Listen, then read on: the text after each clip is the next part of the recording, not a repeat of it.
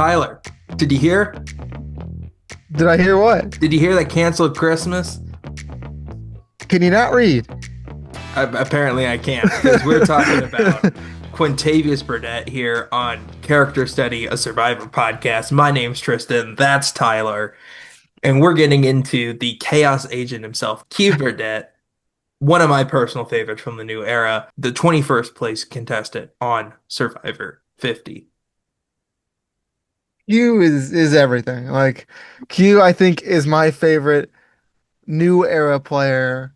I think even after 50, he doesn't have a long run. Like I'm willing to say it, I'm willing to admit it, I'm willing to scream it to the rooftops. Like Q is everything for me, and I think he has all the aspects of a perfect character. And for a character study podcast, we have a lot to get into. So let's just do it. Let's do it. And if you're asking who are we, if you've missed the past couple of episodes, we're producers and storytellers in the sports world that love Survivor and are trying to create great conversations about the characters that we love in this show by breaking down each and every character from season 50 to determine what makes a great Survivor character.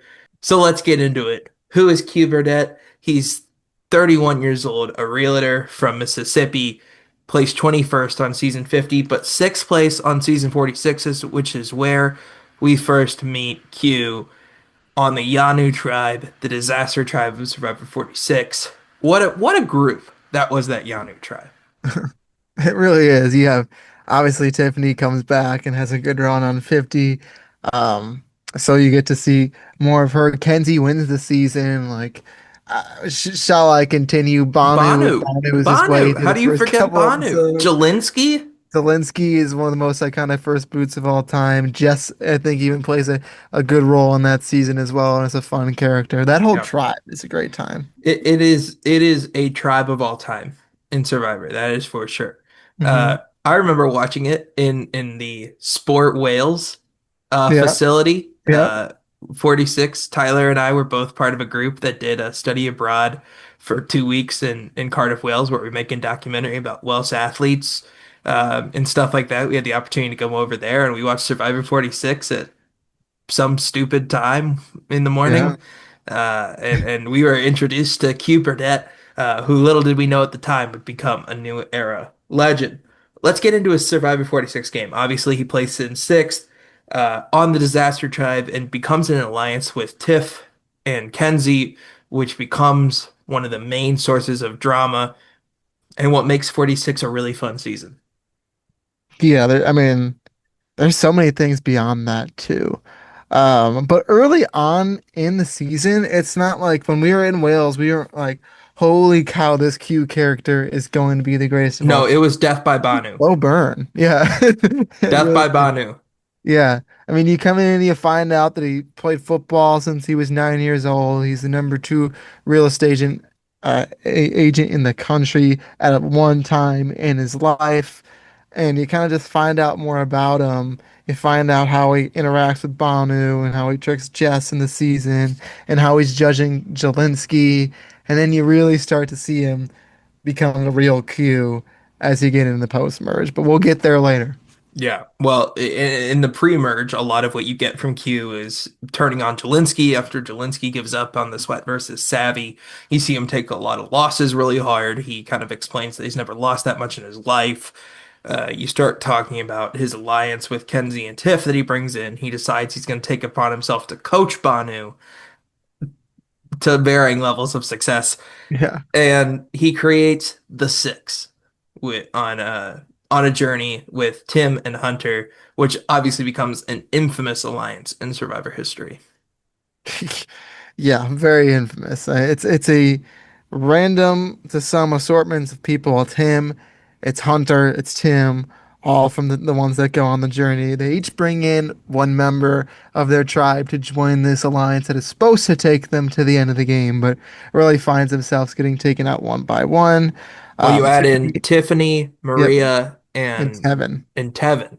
I want to go back to the Jelinski of it all before we get into Yeah, all that. let's do A it. lot of I'm that. always I'm And always down to talk about Jelinski yes. But this is for really several minutes. for several. All right. We'll see if we can get to seven or not here. Um, but there's there's little hints of the word quit thrown throughout this season Mm-hmm. here. And a lot of times it involves Q. And Mm-hmm. sometimes it involves him saying he will quit, as we'll get to that. And a lot of times it comes to him about judging other people for wanting to quit.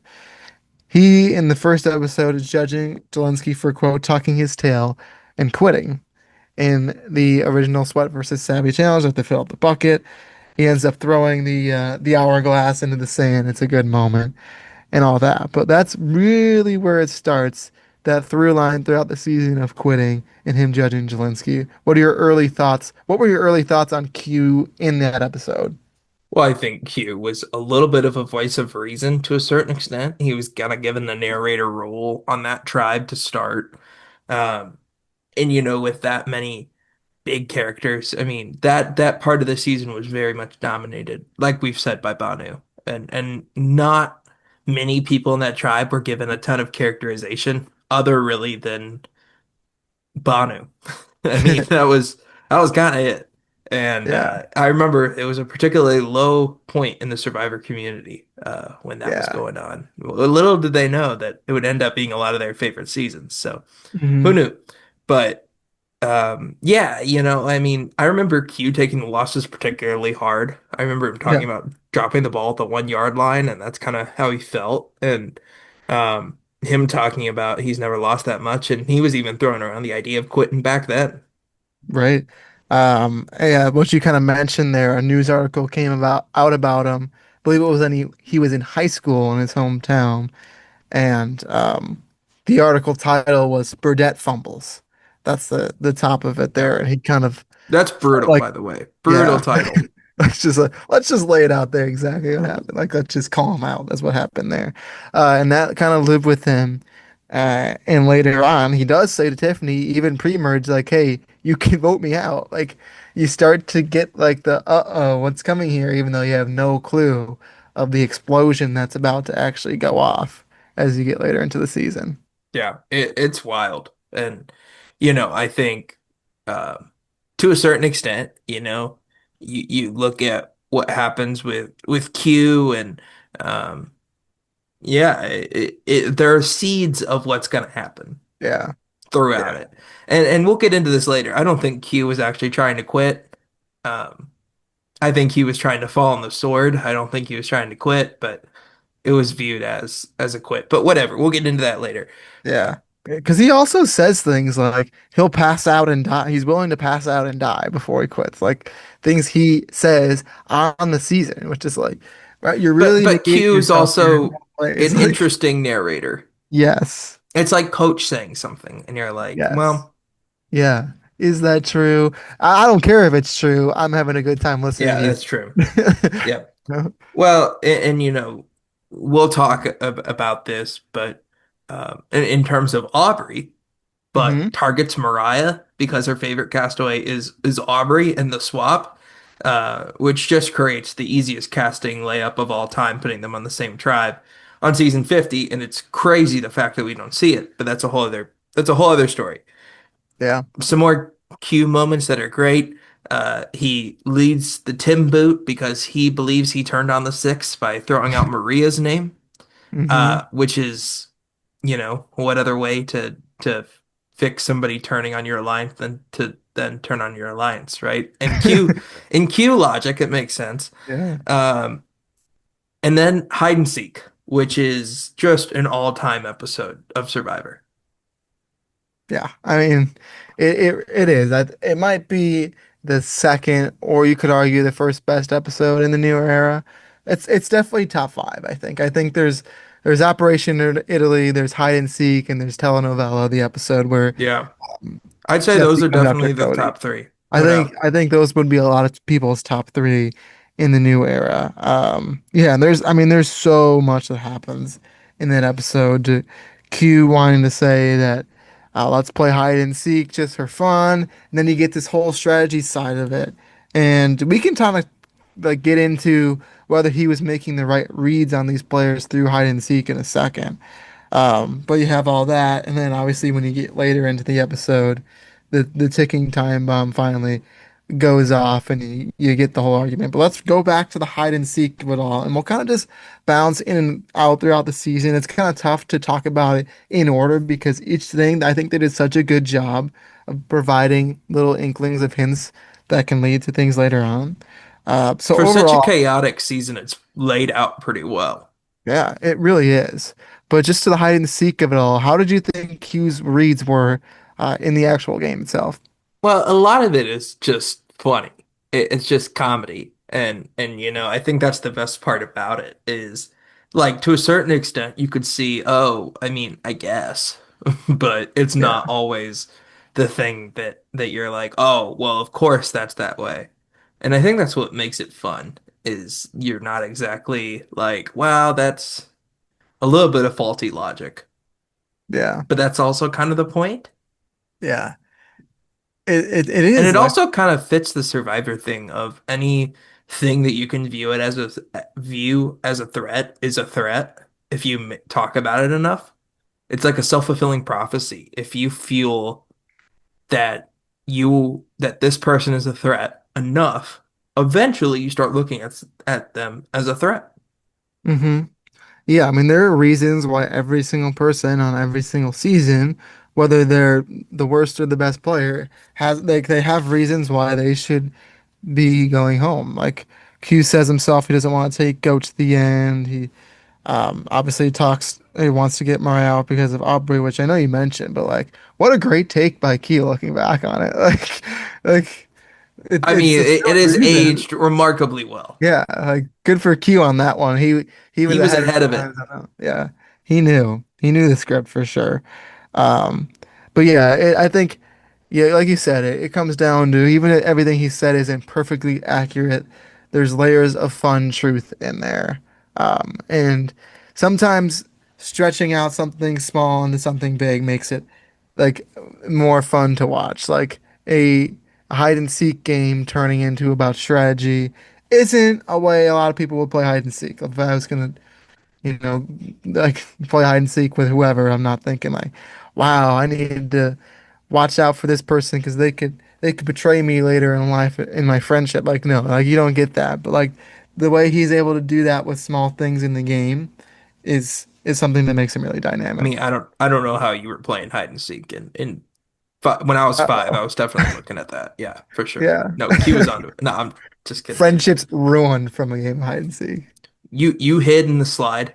You hid in the Ooh. slide. You knew what could have happened if somebody would have come down that slide. That's unsafe. You're out. You're a risky game player. You Yeah. can't be doing that. Willing to do I it. remember Hunter in the tree, honestly, more than Yeah. anything. Yeah. Um, but yeah, that's what I remember about hide and seek.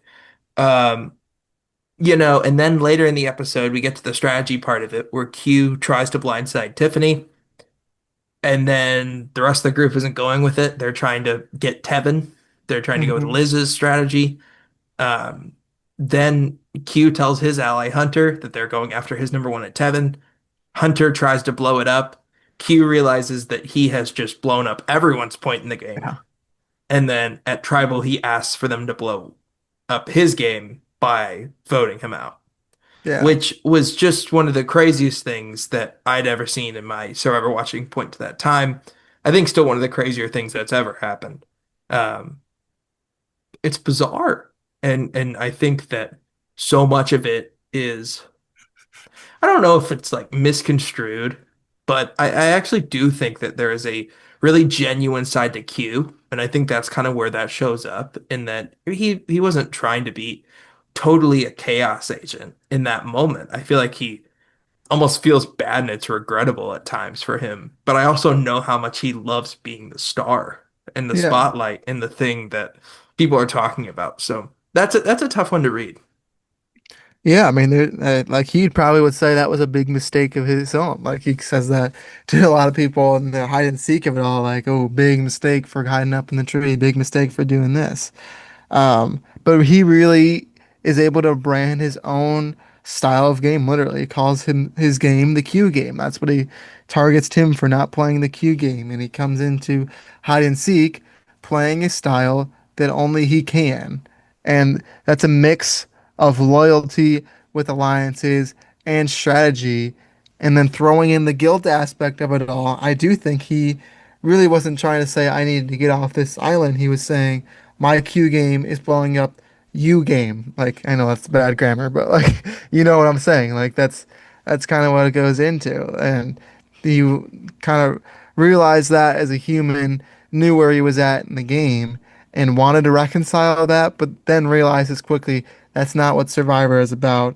I need to get back to the Q game and try and win this thing. And if you think that's where the crazy stops, you're wrong. Because the very next day, we have maybe the most memorable moment of the new era. Oh, maybe. Yeah. I don't know. We get the Applebee's reward, in Yeah. which Q wins after Liz has been talking about Applebee's for what seems like forever. For context, Liz has a lot of allergies. She's not able to eat very much. Things out there. I think she's allergic to coconut. Uh, Everything. so she's able to eat the toppings of the burger and the actual burger itself, not the bun, I'm assuming. But um, she keeps talking about how Applebee's is a huge part of her Survivor experience. Her and her daughter go there, and Q doesn't pick her because he's trying to make it up to Tiffany and Kenzie, and it causes, in my opinion, the greatest meltdown in Survivor history. Yeah, you get the Liz blow up the I'm pissed moment. I mean, it it really is iconic because of the reaction, but that's another moment that Q does cause, and I think that gets lost in all of that is that a lot of people are sitting at home, including myself when I watched it live, like, oh, Liz has got to be picked here. Liz has got to be picked. But Q goes right back to the Q game right after that, saying, I need to play for myself. And he says to Liz, like, Liz, you voted for me last night. Like, he has no Which is reason. just a mic drop. I mean, Yeah, like, how do you respond to that? you couldn't write it better. hmm Like, and that's true. Like, sure, you're hungry, but like, we're all gonna be able to eat in a couple of days. I know you're more hungry than us, and you've had it harder. But like, we're playing a game, and you voted for me. You can't just expect me to take you on a reward because that's how it works. Like, that's not how it works, especially not in Q's game. Yeah, fair point. And then we move into the end game of Survivor 46, and he really becomes a smokescreen for a lot of the blind sides that happen. hmm There's so many blind sides that are because of people having idols in their pocket and being voted out. None of that happens without Q being the intended vote for all those. Q hmm really leads that whole thing, and then he becomes a victim of the very thing that he was helping happen, and unintentionally, by being voted out with an idol in his pocket, in a, I don't know if satisfying is the right word, but an interesting episode and move for the season. I think there were definitely some people that were probably thrilled by seeing that. It Uh, was fitting, I would say. yeah, that's fair. That's a better word for it. Um, But yeah, I think that string of blind sides with idols in pockets is memorable, and we don't get that if it's not for the Chaos Agent himself. Yeah. I just want to. I know we're pretty much at the end of Q's 46 game, and you Yeah, kind of talked about the Applebee's of it all. For you, what's Q's most memorable moment on the season? I mean it's got to be him asking people to vote him, right? I think There's options like, that or hide and seek. Those are the two that come to mind.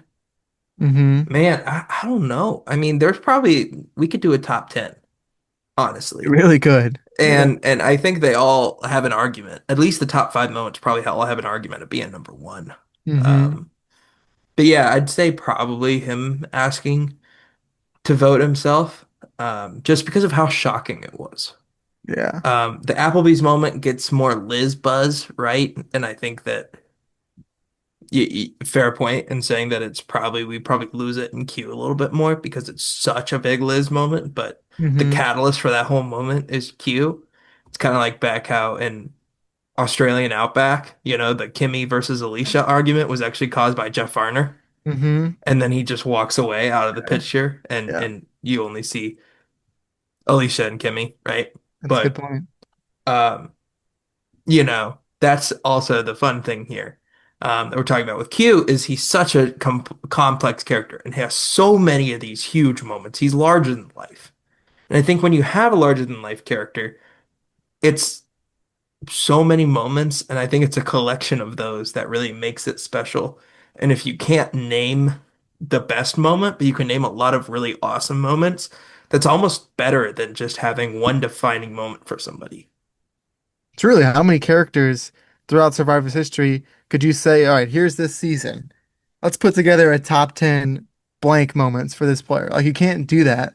I I think you mean, you probably easily can do with like otherwise. Russell from Yeah, like Redemption Island, or from not Redemption Island, definitely not Samoa. Redemption Island, Samoa. Yeah, You probably could with Boston Rob from Redemption Island, yeah, but a lot of these are like specifically one person seasons for the most part, where they get double the confessionals anyone else does. I yeah, mean, this isn't a season that's pretty well balanced, which 46 is.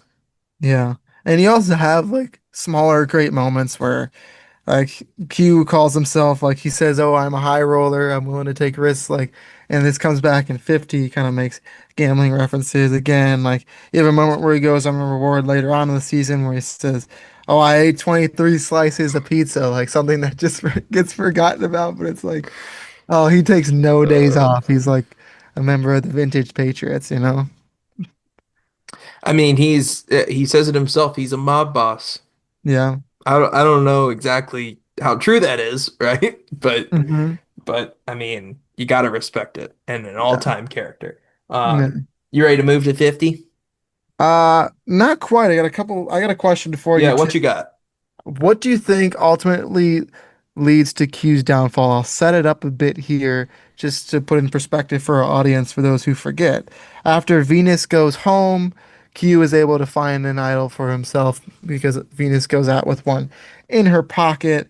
At this point, Q's closely aligned with Maria, and ultimately he is blindsided and goes home with an idol in his pocket, continuing the streak. So I'll throw that question to you now. What goes wrong for him? Charlie goes wrong for him. Charlie recognized the fact that the biggest thing standing between him and Maria was Q.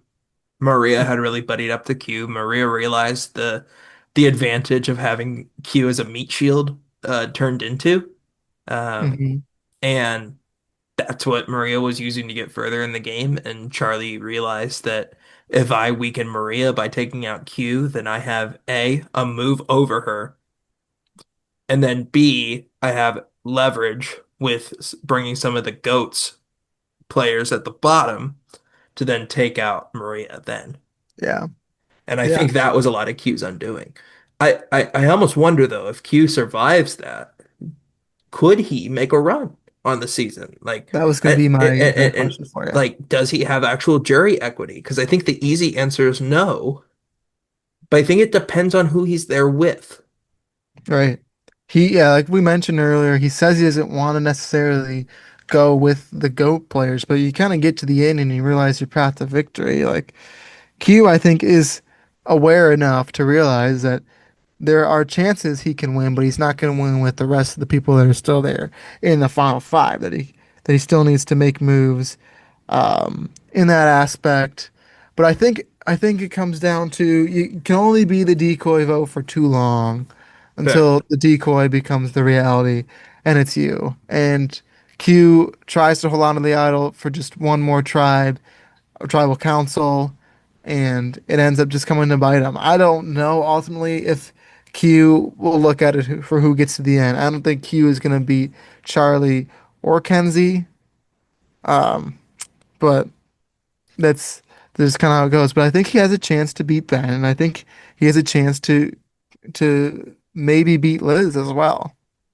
So here's a question, and this is just something I'm thinking about. Is the most recent person to be voted out with an idol in his pocket than Ozzy in Since then, 50?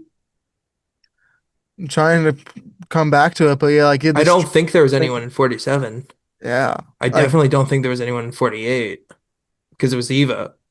And then I don't think anyone in 49 did. yeah, the domino effect of 46 did come into play until Rizzo stepped into the picture in 49 to really people were just like getting rid of their idols. And Q, especially getting so close to the end, is a big part of that because like if he just gets rid of his idol there, he's safe, but it comes back and gets them, and people tried to learn from that. And that's kind of how it goes in Survivor history. Something happens in a previous season, and a trend starts until someone decides, I'm breaking this trend. And a new trend starts for the next like Yeah, 3 or 4 seasons. And that's how it's been, the trajectory it's been for all 50 seasons now. very true. All right, you ready to move to 50? Yes, I am. After I mentioned that in his final words after he got voted out, Q wanted to eat Applebee's with his wife. So really Shout out. perfect bookend of the season. What a guy. So Yeah. when Q was announced for 50, I think both of us had the same reaction. We're not surprised that he's there. We're happy he's there, but we don't feel like he's long for the game. Unfortunately, that turned out to be correct. I was praying that I was proven wrong. Um, I think a season where Q lasts a long time can only ever be good, Hmm. in my opinion. But um, Q had a rough go, a lot of it. He had memorable moments, of course, but he had a rough go, and it started immediately after getting drafted for the fight for supplies and getting in the middle of a Survivor South Pacific drama situation that Q probably did not want to be in. Yeah, and he stepped up for that too. I believe he willingly stepped into that battle, maybe not realizing the history with coaching Ozzy and that and what that was going to lead to. But yeah, in that fight for supplies, the whole issue there, and we'll kind of recap for those who 50. I mean, the premiere was a while ago at this point. Um, It feels like a lifetime ago. yeah, it really does. But at the end of the day, the whole challenge, and they have these sticks, and they need to essentially start dragging a key towards them. They're up there for 45 minutes or so, and Ozzy's back is starting to hurt, It's and toasted. yeah, it's toasted, as he says. And they all kind of just come to an agreement, like, hey, whoever knocks the key off of this hook here is just gonna get the key. And coach is like, not agreeing to that. And like Q may have verbally agreed to that. I can't fully remember. But then Ozzy knocks it off. Coach takes the key. That starts the whole thing. But what gets forgotten in all this, Q is also right there going after the key. Like it's not just Coach. Like if Q gets possession of the key, he's taking that for himself. What do you think about that? I mean, I think that was the first moment where I'm like, oh, season 50 is so on, you know? Like, I mean, obviously with the nostalgia of the Matt chat and the barge and um all that kind of stuff. And as soon as you get the Aussie coach rivalry part, you're like, oh, this is gonna be good. But then how much of it's just fan service and how much of it's actually going to be added into the story? Then you add Q into this situation, you're like, oh, this is going to work out just fine. Hmm. And I really think that's that. I mean, Q is somebody who is a chaos agent, but he's also somebody who is going to really try to attack the weakness of whatever player he's playing against. And as soon as coach broke the dam, Q Yeah. was right there with him. So what do you think? Is he a better real estate agent or a chaos agent? I mean, it's kind of hard to be the number two real estate agent, right? I Yeah, mean, I'd have to go real estate agent, but I think he's one of the better chaos agents ever. I mean, I he might be equally good as both. I I really don't know if I want my that's realtor fair. being overly chaotic, though, in all Yeah. fairness. But you Well, never know. hopefully he's not like that You in the never real know. world. But You never know. yeah, but You might things to end do. up with five garages. Yeah. What's going on here? Got an Applebee's in your bar downstairs or something. Hey, Yeah. that wouldn't be bad. Yeah. Um, but then it gets even tougher because he's already coming into a situation on 50 where he's not looked at to do great, then has to go to exile, miss out on the whole first day of building connections, goes to exile with Ozzy. There's bugs over them all night. Q is worried about that. He gets some funny moments in there. Ultimately, that relationship doesn't really lead to much, but it does add another obstacle for Q that he has to overcome. Well, and he loses his vote. Yeah, They have the pot and the machete and the lose vote and the extra vote. And Q chooses the pot and machete, which we're all led to believe that strategic Ozzy um, pulled one over on Q, and but we know from Q after the fact that he very much felt that if he showed up ever empty-handed, that would be even more of a disadvantage than the Yeah. extra vote was. Uh, so he played his cards and said, "Okay, I'm not gonna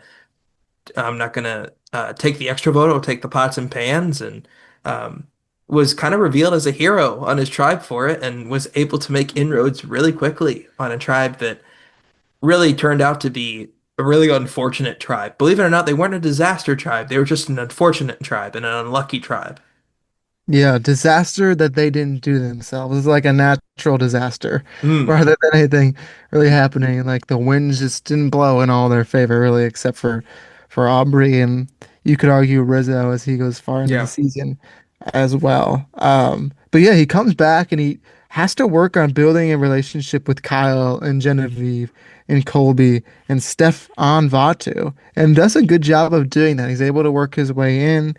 I think there was a perception with Steph that she didn't really love Q in preseason press. I think Q had reached out to her Slid and into those she, DMs. yeah, slid in the DMs and she wasn't really loving it, but he's able to overcome that anyway. And that's something that needs to be talked about because I think it's really impressive. Yeah, I think Q is a player that is really good at being disarming. And I think that's the best thing about him is that from a social perspective, once you realize that, hey, he's just a dude, he's just a really disarming guy, and that chaos can be fun, and he's personable, and he's pretty good at camouflaging himself to who he's with. I mean, I think that's big. I mean, he was huge this season on effort and working in shelters and all that kind of stuff and working around camp, especially to Rizzo and Angelina. But he never really showed that during 46. And I think a lot of that is mirroring the people who he's with Hmm. Colby and Steph. He knew that was going to lock them in even closer if he could personality mirror them a little bit more. Yeah, and one of those people like that we mentioned in that group is Kyle. Ultimately, Kyle in the challenge ends up tearing his Achilles, and he is medically evacuated from the game, unfortunately.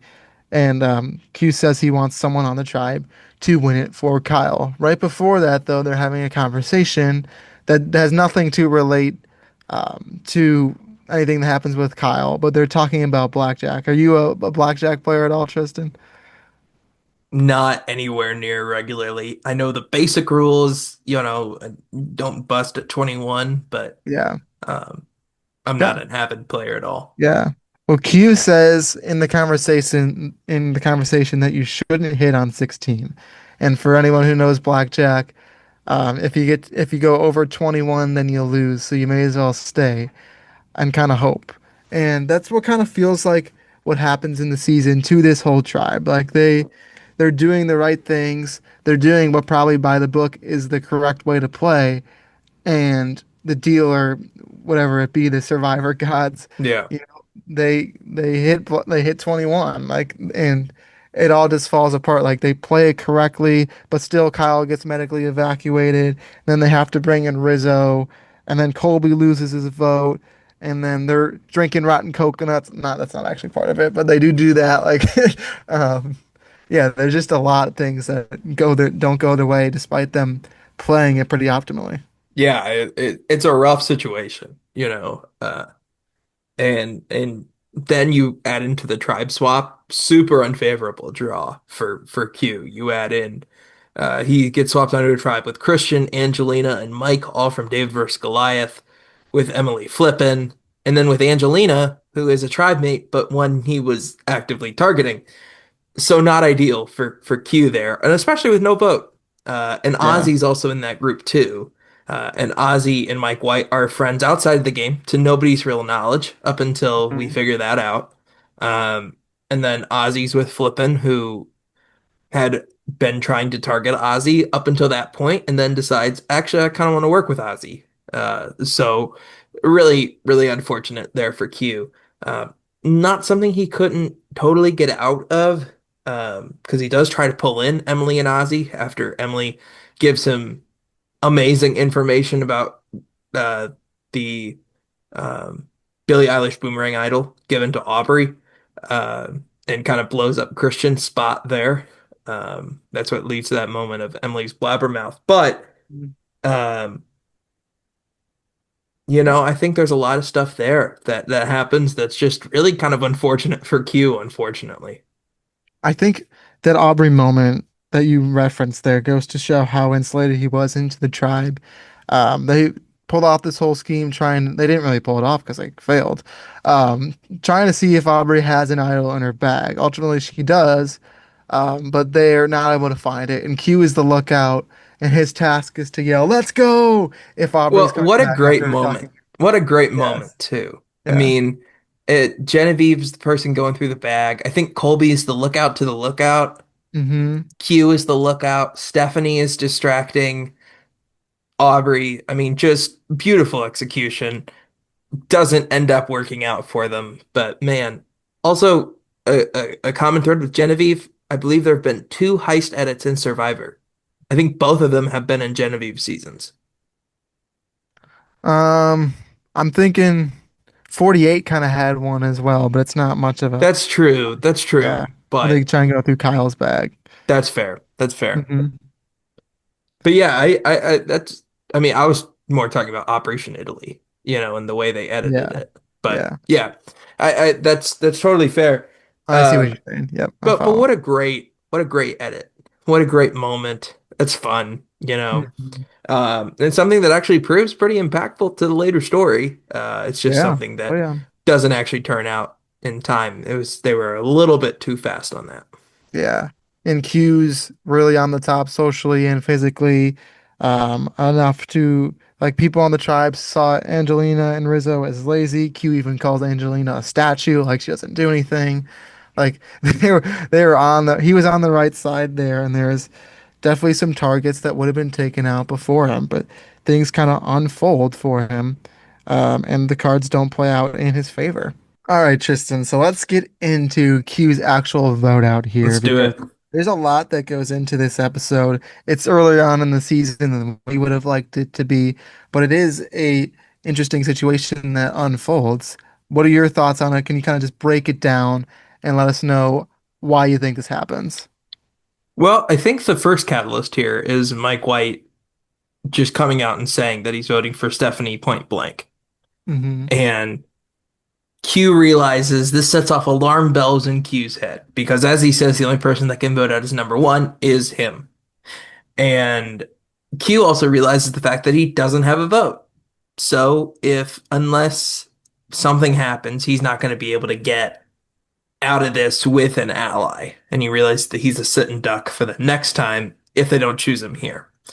To vote him out here. So he then goes on and starts to come up with this kind of crazy, but also somewhat brilliant strategy that if he's able to get Yeah. people to vote for him, then he's able to force a tie vote by getting uh, Emily and Ozzy to vote with Stephanie to vote for, I believe it was Angelina, and then for Angelina, Christian, and Mike to vote for Q, and then on the revote the votes would be canceled out because Q doesn't have a vote and because Mike is part of the revote, or because Angelina is part of the revote, then Angelina would go. However, this is an improper understanding of the rules. This was a few rule changes ago Yeah. in terms of the way in terms of the way a revote works with a lose a vote. But Q had the right idea, just maybe 2 years too late. Yeah, it was there. The thought process is definitely there. He tells Mike he has an extra vote, and everything felt like he was lining Well, and himself. that's after telling Mike to vote for him, which is the Yeah. biggest part of that Yeah. that I forgot there is that he did ask Mike to vote for him. For the second consecutive season, he has asked somebody to vote for him, which I don't know if that's ever happened before. Yeah. And this part, like in 46, it was like split. Like, did Q actually want people to vote for him or not? This one, it makes sense. Like, oh, I could Yeah, see why it's Q would actually think intentional, that's but smart. it makes sense. From Yes. his perspective, there's some logic to it. Yeah. It's definitely not like, oh, if Q didn't tell Mike to vote for him, he would be safe. It's like, you can definitely see the why behind all of it. Well, and this is a tough draw for Q. And obviously I think if he doesn't target Angelina as abruptly at the beginning, then maybe something is able to happen here. Hmm. Maybe it's Ozzy going out, maybe it's Emily going out. But because he's actively targeting Angelina, that doesn't serve him well. And because Emily then creates contact with Angelina and feels bad about betraying Christian and wants to work with Ozzy, it really just stacks the cards against him. Hmm. Yeah, that ultimately leads to his vote out. I think we did a good job of trying to explain that because there's a lot that goes into it. He doesn't pass the tests in his first tribal of the season. He has no vote to Yeah, utilize. he didn't even vote on Survivor 50. Yeah, I mean, him and yeah, Colby, I mean, they didn't even get a chance to have any agency. I mean, I right. understand all this, right? But and I know the losing your vote takes are out the wazoo, and it's a little people say it all the time, and I'm just a repeating pigeon at this point. But like, I let people keep their votes. Hmm. It's the form of agency in the game. Yeah. You can penalize them other ways. I promise. There's a whole other podcast we could definitely do around just that topic. But yeah, Q goes out in fourth, or he's the fourth person voted out. He goes out in 21st place. Not the same run that you have in 46, but the fan base, their perspective on Q doesn't seem to change. I know that's how I feel. No. I know that's how you feel.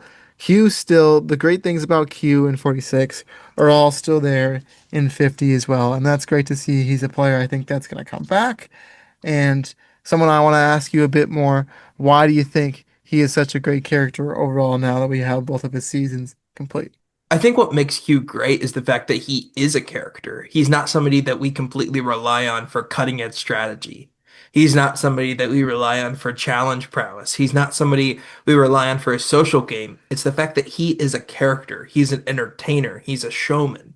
And I think that's the thing that really makes him enjoyable. It's almost the Rick Devens effect a little bit, in that we just can't wait to see what he's going to do next. And I think that's why his legacy doesn't really diminish on season 50 because we still got some great Q moments. Not as many as we would like, but the emphasis on what Q is and who he is as a character doesn't change. Yeah, and I mean, there's players throughout Survivor history that you've heard like I think Fair Play is a good example of someone where they'll say, "Oh, when you see him in real life, he's completely different than when the cameras turn on."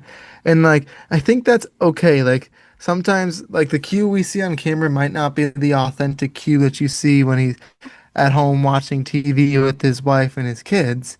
Or I think he has one kid, one on the way, I believe. Yep. Um, but like that's okay. If you can properly set up who your personality on screen is going to be, that's not an like sometimes that can be annoying, like this feels fake, but like there are parts of that in him. There are Oh, parts for sure. of the I think it's wildness. just that turned up to 11, Yeah. which Yeah. try to find me a reality TV character and competitor that doesn't turn up their own personality up to 11. Yeah. I don't think Well, you can find it. I think my distinction would be a lot of players will turn their six or like they're 7 or 8 up to a 10, True. right? Where they'll get it to what's usually the maximum. And Q is the one that's turning it up to 11. Fair. That Fair extra point. step and doing it effectively enough to say, hey, I can do this. This works out for me. And I know now the response is good to that. He's only going to continue to lean into that even a bit more. I think you kind of see this happen with Rupert early on in Survivor as well, where he Very goes true. onto his first season and he realizes, wow, the fans love me. He goes into All Stars and he plays this up. It's like Look the at me, Flanderization of performer. Yeah, characters. I'm gonna do it all. And it's Hmm. the weird thing about reality TV because these aren't scripted characters. Flanderization happens so much in scripted TV because they Yeah, know what makes these characters popular and they just lean into it more and then it comes off as inauthentic. I think of Kevin from The Office as a great example of yeah, this.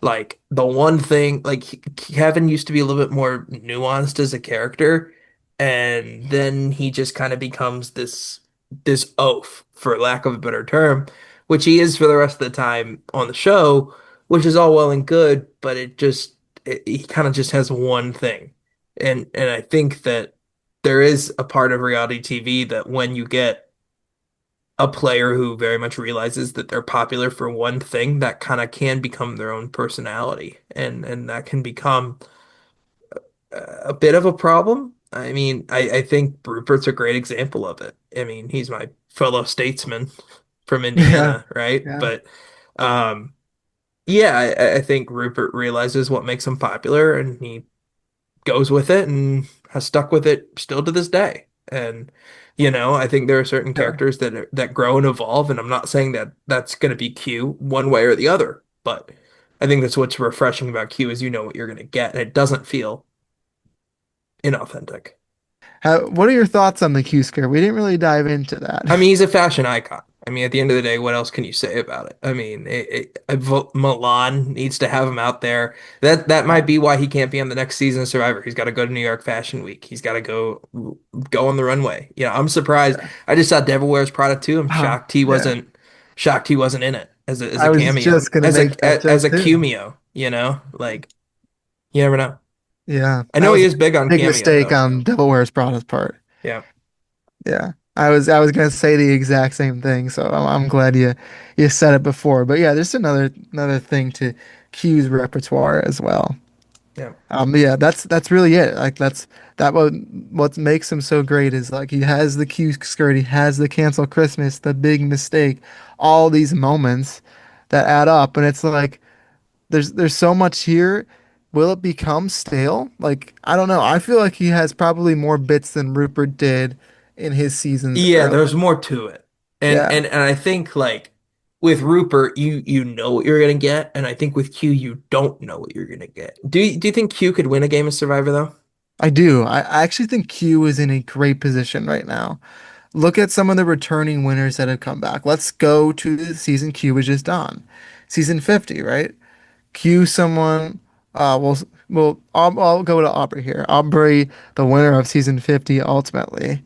Um, Looked at as a threat because of her performance in Co Wrong and in Game Changers, then has an edge of extinction in performance where she goes out early in the game, then is able to come back, have a great game. Let's look at Tony, the winner of season 40. There's just the last two returning season players that we can talk about.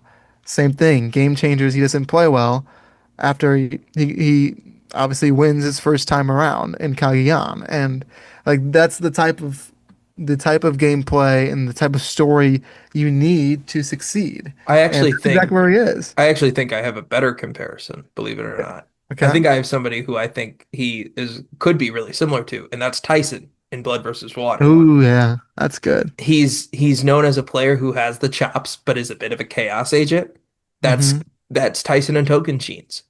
He Mm-hmm. comes back in Heroes versus Villain, is known for a mistake, is known for just kind of being Big mistake. there and being a goofball, right? Which is what Q is in season 50.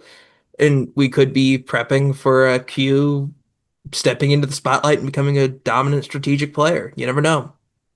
Yeah, he was able to do it his first time around, so who's to say he can't do it again? Yeah, I could definitely see Q having winning equity later into his Survivor career. And Q's friends with Tyson. Yeah. Yeah, I think that's a perfect comparison because they are very similar players. They are friends in real life and they have been on a similar path. And Q is one of the first people to have ever beaten Tyson in pickleball. Yes, So you that's never that's know when why he's that gonna could win come. right there. It's a Yeah. winning mindset. Pickleball challenge at the Final Four. Forget Samotion. We're doing pickleball now. Let's just replace the fire making with pickleball. That Jeff is in his 60s. Pickleball's big in his age yeah, that's demographic. exactly. It's happening. Write it Has down. to. It has to happen. Uh, and my last question really is Q already a legend? Would you say? I Because think I so. think the second time is where people kind of become legends. And I would say yes, even though his run was short, I think he did enough in his first season to even be called a legend now. Yeah, there are a rarity of players where they played one time and they are kind of thought of as a legend. A lot of times because they don't come back. You look at like a Sean Rector Shane early on in Powers. Survivor. Shane Powers, another good one, exactly. Like where those players are there and they kind of have a legend status but don't get to continue on that because there are players that'll come back and can tarnish their reputation. Hmm. But Q had that already, comes in to 50 has a performance that you think would tarnish his reputation, but really only adds on to the allure of who Q is as a player because he's still the same person. He still played a good game. The game just played harder than he did, you know? Hmm. So All right. I think that's it. It's time to answer the question we ask every episode. Is Q a hero, a Let's do it. villain, or an anti-hero, or is Q an enigma? And I'm willing to say Q is an enigma. I don't think he's any of the above. Yeah, yeah, it's like trying to fit a square peg into a round hole. Like Mhm. it's not gonna work. Yeah, I I mean, think there are parts of all of it. yeah, I've bounced back and forth, obviously knowing this question is coming because we ask it all the time on what I really think he is, and my true answer would be I think he's Q, but I won't cop out. I'm actually gonna lean into the hero for Q Mm. here. I think you can make the argument for both a villain and anti-hero, but I think like Q is like you know how you have the mother status for a lot of the women on Hmm. Survivor. Like Q is father. Like everyone loves I Q. think he's the Like fun uncle. yeah, I think yeah. he's like Like I think he's like the fun uncle that you see a couple times a year, and you're like, wow, I really hope he's there at yeah. whatever family gathering it is. I think that's better. But like yeah, you have that person that everyone just like that's everyone can enjoy some aspect of Q. And that's just not from an audience perspective either. Like, I think there are some things, like even looking back at the guilt that he has in 46, wanting people to vote him out. He has that level of humanity, which heroes do a lot of times to try and sacrifice himself. It's really a noble thing that he's trying to do. It just comes off wrong. In season 50, he's playing the right way. He's trying to get Mike to put a vote on him again, saying, I'm gonna take a chance here and see what happens, but it just doesn't work out for him. So I'll say hero, but I definitely could hear all three of them and the fourth category of just Q. Well, since you're not gonna cop out and say enigma, I'm gonna go with the anti-hero. Okay. I think that there are heroic moments, but I think that the chaos part of him and that I think in 46 more than he's kind of more the villain, and I think in season 50 he's more of just a kind of a tragic hero. So I hmm think he kind of fits into the anti-hero category if you're taking Q as a whole over his entire Survivor career. Yeah, for those watching, let us know what should the category that Q falls into be called? The Yep. Enigma category. What should we call that? We need to know what Q really is, where he falls in the Survivor landscape. Any final thoughts, Tyler? I think we kind of hit it all. Q is one of those players that only comes around once every 10 seasons. You just a character a lot of times where there's really big characters, but they just don't resonate with everyone, or they're really divisive. And Q kind of had that division in season 46, but came into 50, and it seems like everyone could unite behind the fact of love or hate the way he responds to situations. You gotta love the character and what he's bringing to the Gotta love show. watching him. And that's super rare. And yeah, I'm Are excited to you see. not entertained? You can't be much more entertained when Q is on your screen. So I think Q has brought a lot to the game, and I hope he continues to down the line. Well, that'll do it for us here at a character study. Well, that'll do it for us here at Character Study, a Survivor podcast. My name's Tristan. That's Tyler. We thank you so much for tuning in. If you enjoyed what we did, if you enjoy the coverage we're giving you of Survivor 50, breaking down these characters, trying to create better conversations around Survivor, follow us on social media, like, subscribe. It really helps us out and lets us know that we're on the right track with what we're doing. We appreciate it. We hope to see you all in the next video. See you later.